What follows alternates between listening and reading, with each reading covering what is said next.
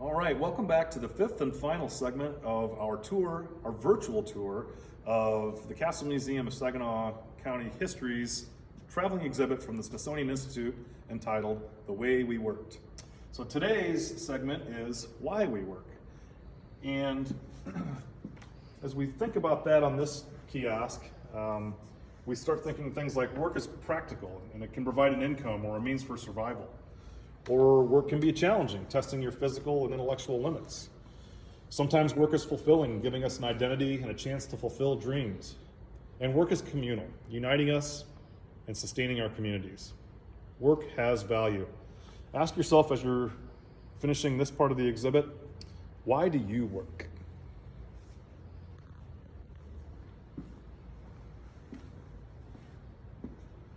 All right, it's a little bit dark over here, but I think we can see it okay. This is talking about what we wear. So this is kind of part of the identity that we were talking about. A lot of times our choice of labor involves a particular uniform, and that uniform could be worn for many different reasons. It could be to show authority, for instance, a police officer, or a particular rank of military. There's protective gear. Obviously, if you're in outer space, as we see with that illustration, you're going to need that kind of protective gear. But it could be because of temperature or exposure to certain particular dangers that are unique to your job, that you're probably going to have some kind of a unique uniform. And again, a few more examples here. Just one of the many hands-on things as you leaf through here. Talks about different types of uniforms and protective uniforms and why you wear them. So what do we have here? I wonder what this one is. Oh, that's authority. Oops. Standardization. There we go. So they know that they are working for that particular airline. I'm guessing that's authority too. Yeah, okay. So you get the idea. Okay. This is talking about some of the reasons. Standardization. So for instance, my logo right here, this is part of our uniform here at the Castle Museum of Saginaw County History. That's our new logo. All right.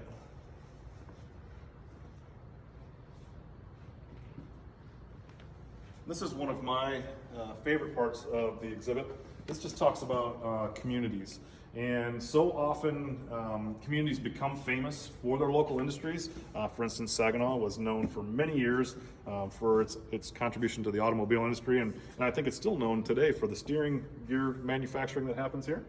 But oftentimes those businesses were a source of pride for the community, and the traditions and heritage of that community were closely linked with the labor or the work that went on there. And towns often celebrated that. Talking about everything from sports teams, so we're all familiar with the Pittsburgh Steelers and the Green Bay Packers, as you have here. And there's, that goes down to the lower levels as far as like the high schools and things like that. A couple of examples that are easy to think of just in our area. You've got the Chemics at Midland High School. So just, that's pretty common. I love that building up there.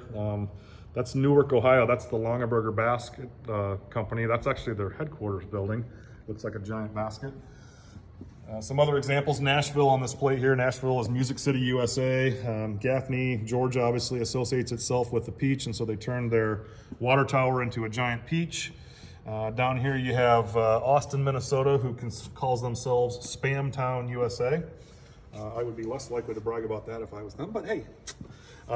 This little segment here just talks about company towns. So oftentimes things like mining companies and that, they built facilities and homes for their workers to keep them close to work. That was very typical, particularly in West Virginia with some of those mining towns like that.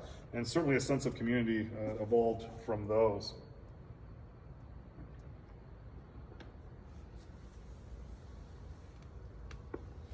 You have a lot of camaraderie that develops when you're closely working, and I'm sure many of you have that with the place of work, of your own place of work. And it's the military. There's always a close sense of camaraderie with fellow military people.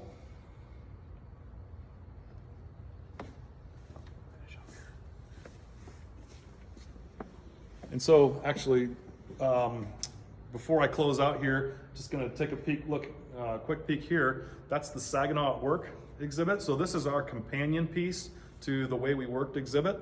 And next week, we're going to have our Chief Historian and Vice President, Tom Trombley, take you through our companion part to this Smithsonian exhibit, Saginaw at Work.